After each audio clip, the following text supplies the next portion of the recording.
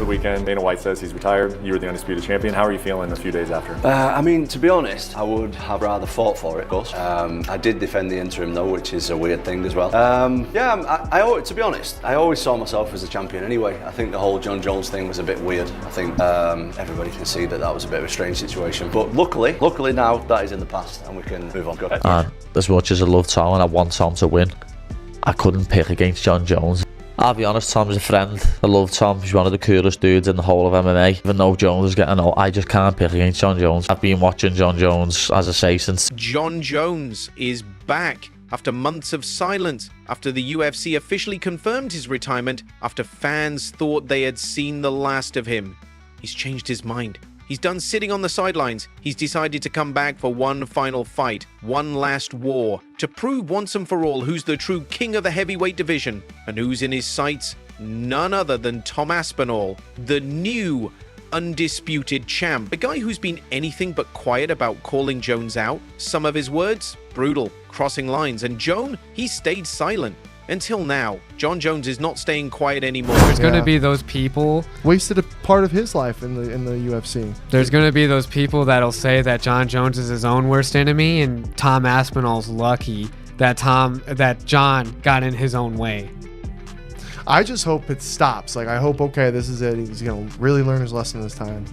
And no more. Dude, and again, we have no idea the pressure of being Jon Jones and a celebrity. Like, it's got to be insane. There's been so many great Jon Jones moments inside the cage. Tom Aspinall hasn't held back. Ever since he became champ, he's been taking shots at Jones left and right. On Ariel Helwani's show, he said it clear as day he doesn't respect Jones' legacy. He even called him a piece of garbage. He questioned how someone with failed drug tests could still be allowed to fight for world titles. He said it just doesn't make sense. We're supposed to follow the same rules, right? There was no filter, no hesitation. Tom was angry, and he let the world know it. Is Jon Jones scared to fight you? Yes. Jon is conning the public. The fact that he didn't want to fight Ngannou for 3 years, and now he's not wanting to fight me for over a year. Is that fight fucking happening? The UFC are saying that it's going to happen. I think it's down to him and Dana. Dana loves Jon Jones. He's trying to grease up his ego. It didn't take long for Jon Jones to hit back, and when he did, it wasn't calm, it wasn't polite, it was full of fire. He said straight up in a video on X, "I never took steroids. The evidence is there. That's why I could still fight. They changed the rules across all sports. Call me the game changer." That was it. Jones was done being quiet. And now, he's not just coming back to protect his name. He wants that belt, the one many fans say he never truly lost. I don't know, did you see his series of tweets over the last few days inferring that basically he told you guys that he was retired last November and that your efforts to make the Aspinall fight were basically futile? It's not true. Okay. Yeah. Is that what you wanted to ask me? Well, yeah, that's what I wanted to ask you. But what do you make of him coming out and saying saying contrary to what you've said there? I don't know. I'm telling you the truth. UFC moved quickly, no official date yet, but behind the scenes, Dana White has given it the green light. Now it's just about finalizing contracts. This isn't the first time the fight was talked about, but it's the first time both Jones and Aspinall are on the same page. Before there were injuries, delays, negotiations falling apart. Even when Aspinall won the interim belt and defended it, nothing was certain. Then Jones retired. Then came Dana's cryptic statements. Then silence. Imposing an International Fight Week deadline. Right here and now, I'm imposing this deadline. By the way, they announced that they're going to do a press conference tour for Canelo Crawford, and one of the stops is June 27th, the day before Ilya versus Charles, International Fight Week, 317. I'm imposing an International Fight Week deadline. An announcement must be made. A decision must be made. That's when the eyes of the MMA world are on the UFC. And then came Aspinall again, loud and direct. Demetrious Johnson didn't help either. He went public with doubts about Jones' legacy too. Johnson brought up the failed drug tests, saying it disqualified Jones from the GOAT talk. He said, "I'm not saying Jon didn't do great things, but name one all-time great who failed a test. You get disqualified." That spread fast online. Media, fighters, fans, they picked it up. It turned into a storm, one that Jones couldn't ignore. You know, that's the hard thing about giving opinions on this, because it's just opinions. Like, we don't know the facts of what's going on behind the scenes. We don't know what's been said from Jon's side or Aspinall's side, and you know, I do give Aspinall the benefit of the doubt, believing that, you know, if he didn't think the Jon Jones fight was going to happen, like, he probably would have taken another fight. You know, where we're comparing it with the Chandler situation. You know, it felt to me. But Jon Jones doesn't back down from disrespect. For weeks, he watched interviews, podcasts, tweets, all tearing apart his legacy. Now, he's answering the only way he knows how. Not with more talk, but with action. He's booking the fight, a real one, against the man who might be his most vocal critic ever, Tom Aspinall. Aspinall's fight. I mean, we've been talking to this kid forever about it, and it's his fight. Listen, you can't make people fight. If Jon doesn't want to fight, can't make him fight. We can try to make him fight. We can throw things at him that inspire him to want to fight, but we'll figure. For Aspinall, though, it's not just personal. He's the champion now. When Jones stepped away, Aspinall was elevated, and back then he said something kind of bittersweet. I would have liked to take it from the champ. That would have been nice, but I guess it worked out for me. In that same breath, he said he was done talking about Jones. I'm done, he said. This is the last time I speak about Jon Jones. Jones is retired, Yep. but if he never steps into the cage with you and you two never fight, what do you think that does for his legacy, but also for your legacy? Is it possible for you to be the best and be the greatest without beating him? That's someone else's opinion, to be honest. It doesn't really matter to me. That sort of stuff doesn't bother No, you, as long doesn't as you're bother me. fighting the people that are put in front of you. I can only control what I can. If anyone asks me again, I'm shutting it down unless the fight gets signed. That unless turned out to be the most important word of all, because now the fight is being talked about seriously, and Tom Aspinall has the mic again. Jon Jones just got up and left after this Nelk interview. This has to be a joke. Surely Dana is going to have to strip Jon Jones, because this can't keep happening. Like, you're the heavyweight champion, it's your job to defend the belt. And if you don't want to defend it, then retire. It's so strange to me. It's strange how the UFC keeps defending him. He's still the heavyweight champion, but won't fight. And what is he expecting by going on all of these media tours when people bring up the question of Tom Aspinall? Like, he's on a media tour. What would it take to fight Tom Aspinall from the UFC? Like, what does the UFC got to do? Said something real wild on off the cuff.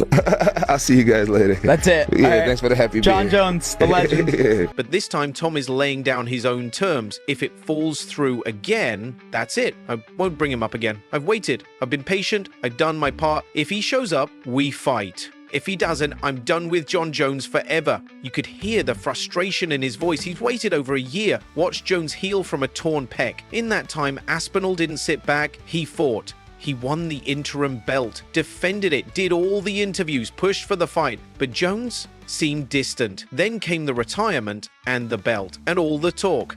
At one point, Tom didn't even want to chase it anymore. He said, I was never chasing Jon. I wasn't doing this for a big fight or money. Tainted supplements out there, but if you do it repeatedly, the first time, if it's tainted supplement, whatever, they look into it, you're all good. Fair enough. But if you're talking 2, 3, 4, 5 times and they're still letting you fight in a promotion, you're a pretty sick individual in my opinion. He sounded like he had moved on.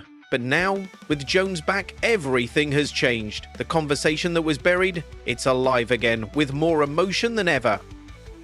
Jones won the heavyweight belt in 2023 against Cyril Gane. He was supposed to fight Stipe Miocic later that year, but injury ruined that. Fans shouldn't even have to make a petition to strip Jon Jones of the belt. That just shows you how dumb the UFC matchmaking is, especially when it comes to Jon Jones and all the way that the UFC operates around Jon Jones. The way that Jon Jones has Dana and the organization by the nuts is crazy. So the UFC created an interim title, and Aspinall grabbed it fast and fierce, first round knockout. When Jones couldn't return in time, they promoted Tom. And just like that, the fans were split. Some said Jones deserved more time, others said he was dodging the fight. Some said Jones was deserved more time. Others said he was dodging the fight. But now, no more excuses. Jones wants it, Tom's ready. UFC is in motion. Tom said on Instagram Live if he wants to prove something, I'll be there. I never needed drama. I just want the fight. I've earned it. If he wants it, come get it. But this is the last time I wait. Stefano will fight, and yet he's let the whole MMA fan base down. I couldn't have somebody else saying that they're going to beat me and not at least fight. And then if I lose, at least I tried my best. There's a lot of politics in there in the UFC at the top levels, and it's just like out of my hands, so there's nothing I can really... But it's the legacy. To be able to go to the heavyweight division, take out everyone, and then take out the Jon Jones legend, you know, and then go back to even beating a few of these new school guys, will literally put Tom Aspinall as the GOAT of the heavyweight division. On the other side, Jon Jones isn't backing down either. He's brushing off all the noise. He called himself the most tested and cleanest athlete in MMA, and he fired back again. They didn't change the rules for me, they changed them because of me. I'm the blueprint. This isn't just a fight anymore. It's not even just about the belt. This has become something way deeper. It's about legacy. It's about respect. It's about redemption. And most of all, it's personal. Jon Jones shook the UFC world, not by stepping into the octagon, but by walking away from it, and now walking right back in. He once said he was done, that he had achieved everything he wanted. He posted a heartfelt message, thanked Dana White, thanked the fans. He sounded like a man ready to move on.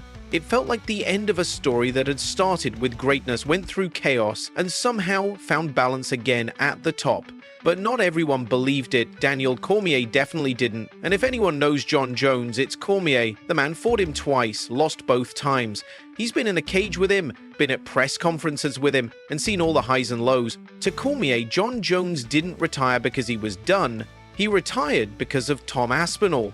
Not because he was scared, but because he was calculating. Tom Aspinall, Cormier said, is the biggest threat to Jon right now. Jon's 38. He's had a long, wild career. He partied, got in trouble, lived hard. That stuff adds up. And Cormier wasn't saying Jones was afraid. He was saying Jon was protecting something. Cormier put it straight. The Jon Jones of 10 years ago would have signed this fight already. But the Jon Jones of today, older, slower, with more rules to follow, is now looking at a guy like Tom, a young, fast, sharp striker with killer timing and movement. There's no denying it anymore. Aspinall is a real threat, and the rules of the game have changed. Even small things, like the new shoulder strike ban, matter to a fighter like Jones. He's always relied on weird, creative moves from every angle, as part of what made him special. But Tom Aspinall isn't just any challenger, he's a bad matchup. Still, Cormier wasn't calling Jones a coward, he was calling him smart. Legacy is all he has left to protect. A KO loss to Aspinall would hurt Jon Jones' legacy more than any scandal ever did. Meanwhile, Tom's stayed sharp. He's not chasing the spotlight, just the truth. He believes he's the best, and if Jones wants to test that, the door's open. At first, Tom was patient, respectful, but when Jones claimed the matchup didn't excite him, the mood changed. Tom didn't beg, he stood firm. If he wants it, come get it. I won't wait forever. This isn't about fame or money, it's about principle. Even legends like Bas Rutten are calling Tom a monster. On the feet and on the ground. Dana White? He's losing patience. He's made it clear, if we can't get this done soon, we'll move on. It's a warning. If Jones is the GOAT, he can't dodge the champ. He has to fight. Some say he ducked Ngannou. Now they think he's avoiding Tom too. Tom's done waiting. If he doesn't show up this time, I'm done. That's it. Dana still defends him. Jon's never said no to a fight, but time is running out. Fans want answers. This is Jon's last shot to prove he's still the king. For Tom, it's not about glory, it's about truth. For Jon, it's legacy on the line. One last fight, one last test. Show up or fade away. Your move, Jon.